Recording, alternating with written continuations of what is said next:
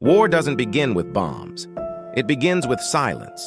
The silence of those who obey, and the screams of those who can't. In the final winter of 1944, as the Reich began to crumble, there stood a small camp in southern Poland, Ravensbrück extension number 9. It was never marked on maps. It wasn't meant to exist. The prisoners called it the Camp of Smoke. Every sunrise began the same. The growl of engines, barking dogs, and the hiss of frost melting against barbed wire. Inside, hundreds of prisoners, Jews, Polish resistance fighters, and Soviet captives were worked until they collapsed. Food was a single crust of bread, sometimes moldy, sometimes fought over. And at the center of it all was Captain Erich Voss, a man who smiled only when others screamed.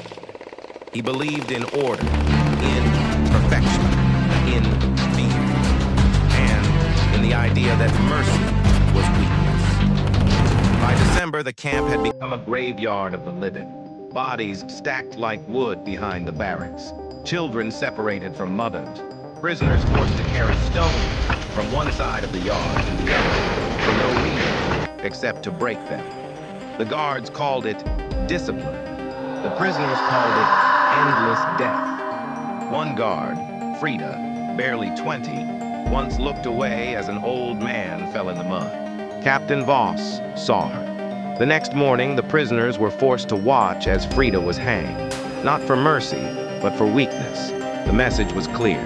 Even monsters must fear bigger monsters. In January 1945, a train arrived.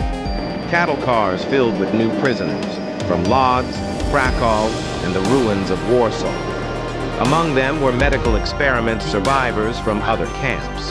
Bones shattered, faces burned, eyes blindfolded to hide infection. There were no doctors here, only men in uniforms pretending to be God.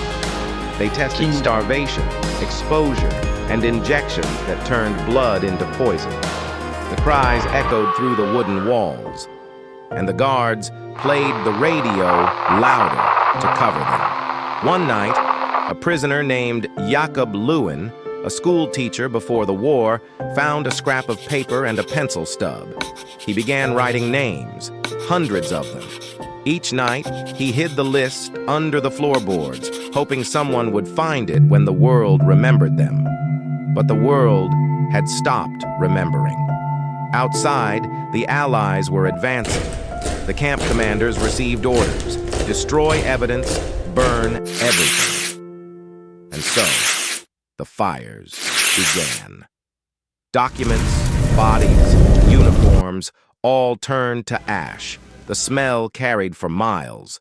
When the Soviets were only a day away, Captain Voss gathered the remaining prisoners into the yard. There were about 200 left.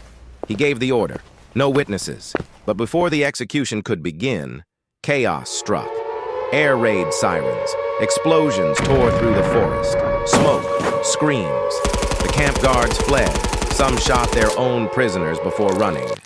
Jakob, crawling through the mud, reached the command post and found Voss dead, shot not by the enemy, but by one of his own men.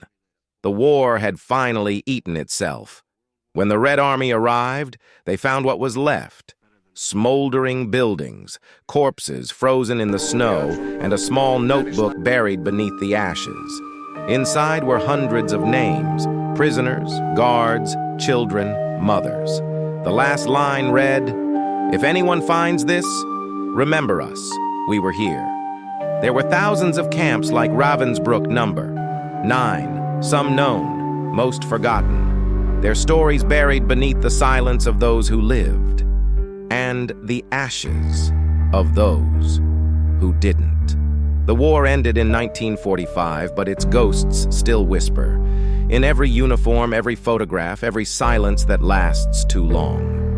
The war ended, but their screams still echo in history. Don't let them fade.